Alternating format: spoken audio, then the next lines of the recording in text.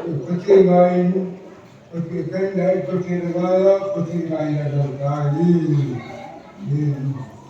ambil kita dia aku kerja bang lepas kita yang ini lepas kita yang ini kita lain kita itu kan ini dia sudah jangan itu kan ini itu semua orang yang ini Jiwa itu le, kita negara kita,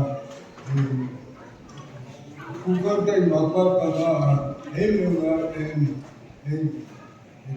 kita bawa kita ini,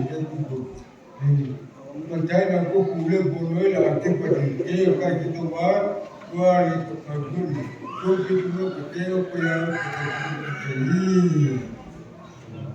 Jadi, bukan abang kamu rasa aku ya, ipikir pandai ini.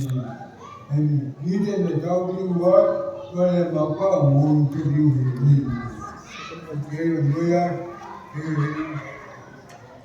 ini jadi kudurin kasus kecilin, boleh. Tapi kalau dia pun maksudnya.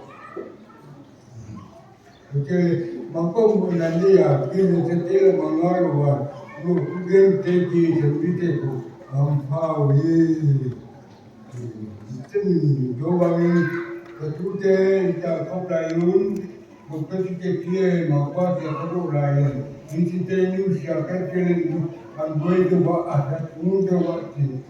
Kamu dia ketujuh dia baru, lebih dia.